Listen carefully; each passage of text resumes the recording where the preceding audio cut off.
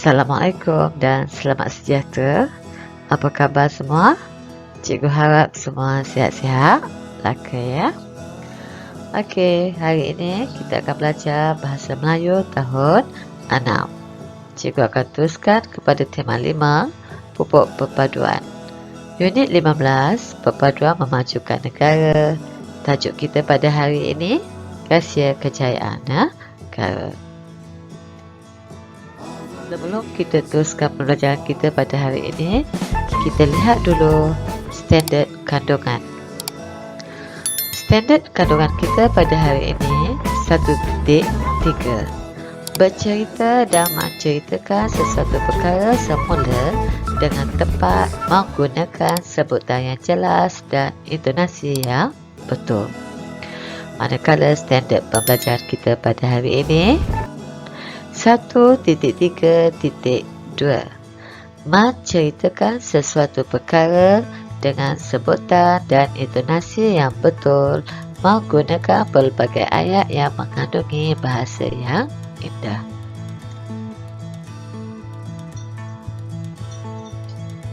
Objektif kita pada hari ini. Pada akhir pengajaran dan pembelajaran, murid dapat menceritakan sesuatu perkara dengan sebutan dan intonasi yang betul, menggunakan pelbagai ayat yang mengandungi bahasa yang indah. Manakala kriteria kejayaan kita pada hari ini, murid dianggap berjaya apabila dapat memberikan respon terhadap ayat tanya dengan betulnya. Jadi pembuatan cikgu pada hari ini adalah memberi respon terhadap ayat tanya. Mari kita lihat aktiviti pembelajaran kita pada hari ini. Seperti mana yang cikgu terangkan tadi, cikgu akan fokuskan kepada murid memberi respon terhadap ayat tanya dengan betul. Buku teks halaman 83. Tema 5, Unit 15, perpaduan memajukan negara. Kemahiran yang saya fokuskan di sini adalah kemahiran mendengar dan bertutur. Dan tajuk kita pada hari ini, rahsia kejayaan negara. Ini adalah dialog di antara pembualan Amar dan juga Encik Lauren. Di sini murid akan mendengar dan bertutur berdasarkan kata tanya dan juga ayat tanya, ataupun memberi respon terhadap ayat tanya dengan betul. Sebelum kita bincangkan dengan lebih lanjut tentang perbualan di antara Amar dengan Cik Lauren, cikgu akan terangkan dahulu apa itu ayat tanya. Okey. Ayat tanya. Ayat tanya, ayat yang digunakan untuk bertanya sesuatu, Okey. Ayat tanya lazimnya diakhiri dengan tanda tanya. Ini adalah tanda tanya. Tanpa tanda tanya, itu adalah bukan ayat tanya. Ayat tanya juga boleh disertai dengan partikel kah. Biasanya mesti ada macam siapakah, di manakah. Itulah dia dikatakan dengan disertai dengan partikel kah.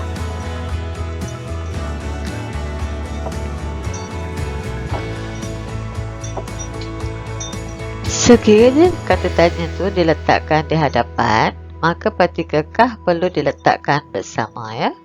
Contohnya yang saya terangkan tadi adalah siapakah, di manakah. Okey, partikel kah itu perlu apabila kata tanya di hadapan.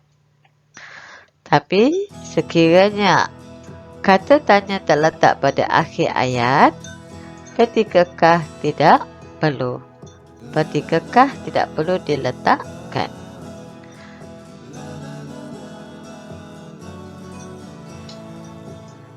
Terdapat juga ayat tanya yang tidak menggunakan kata tanya. Ayat tanya tanpa kata tanya diucapkan dengan nada suara yang meninggi sebelum mengakhiri sesuatu ayat. Contohnya, awak dah mandi, awak dah makan. Dalam penggunaan ayat tersebut, tiada kata tanya seperti apa, siapa, bila. Yang penting ada tanda tanya. Jenis-jenis kata tanya. Siapa? Biasanya kita bertanya mengenai orang. Berapa? Bertanyakan mengenai jumlah atau bilangan. Mengapa? Kenapa? Biasanya kita bertanyakan pasal sebab atau punca. Bila? Bertanyakan tentang masa. Apa? Bertanyakan tentang benda, perkara atau binatang. Di mana? Kita akan bertanya pasal tempat.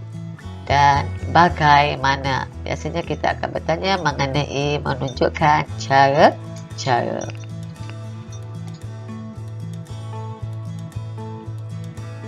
Mari kita lihat pelajaran kita pada hari ini. Rahsia kejayaan negara. Kita baca dulu petikan ini bersama-sama. Encik Lawrence warga negara Perancis. Beliau berkunjung ke Malaysia kerana mahu meninjau peluang perniagaan. Beliau merupakan sahabat baik Encik Zakaria, ayah Amal. Semasa berada di Malaysia, beliau dipelawa oleh Encik Zakaria ke rumahnya. Amal berkesempatan berbual dengan Encik Lawrence. Sebelum kita telitikan dialog tersebut ini, kita lihat dulu kata tanya yang terdapat dalam dialog tersebut. Contohnya, mana? Mana merupakan kata tanya di akhir ayat. Tidak memerlukan ketika kah. Seperti mana yang saya telah terangkan tadi, bila di akhir ayat kata tanya tidak memerlukan ketika kah. Kedua, apakah, mengapakah,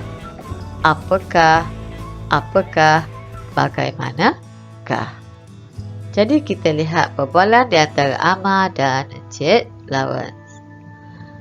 Amar di sini, selamat datang ke Malaysia. Encik berasal dari mana? Mana di sini menunjukkan tempat. Jawapan ada dalam petikan ini ya. Encik Lawrence warga negara Perancis. Ini jawapan yang diberikan oleh Encik Lawrence. Saya berasal dari Perancis. Kita lihat pula soalan yang kedua yang ditanya oleh Amar kepada Encik Lawrence. Apakah tujuan Encik datang ke Malaysia? Jawapan ini pun ada dalam petikan. Beliau berkunjung ke Malaysia kerana mahu meninjau peluang perniagaan. Agak-agaknya, apa jawapan Encik Lawrence? Ini jawapannya. Tujuan saya datang ke Malaysia adalah untuk meninjau perniagaan di sini. Okey, kita lihat perbualan Amar dengan Encik Lawrence seterusnya. Mengapakah Encik bercadang untuk berniaga di Malaysia? Apa jawapan Encik Lawrence? Okey, ini jawapan Encik Lawrence. Saya bercadang untuk membuka perniagaan di Malaysia kerana negara ini semakin maju. Jawapan diambil di sini. Sebab Amar dah beritahu dah negara kita semakin maju. Jadi rahsia kejayaan kita kerana Malaysia hidup bersatu padu. Kita mengamalkan sifat yang terpuji.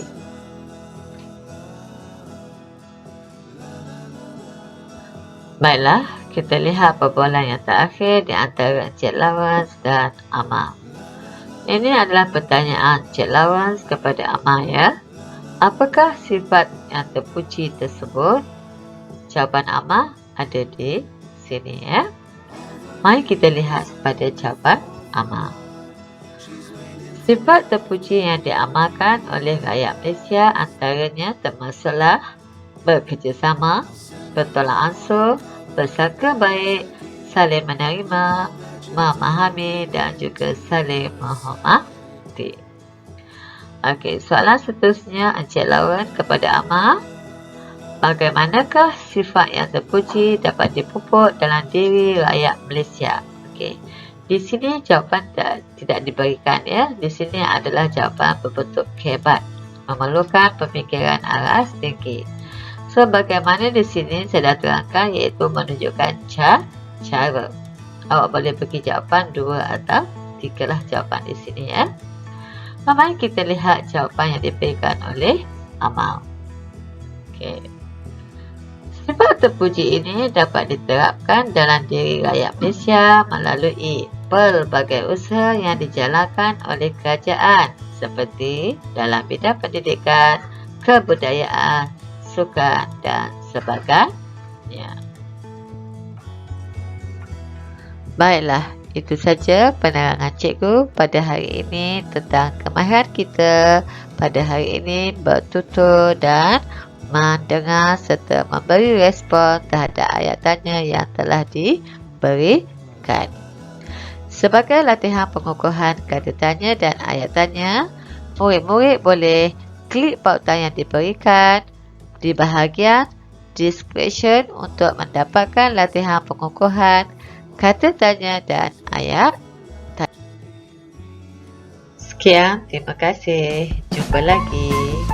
Semoga ilmu yang dikongsikan dapat manfaat kepada murid-murid. Akhir sekali, jangan lupa subscribe channel cikgu dan tekan loceng sebagai sokongan untuk cikgu menghasilkan video-video pembelajaran seterusnya. Bye-bye. Assalamualaikum.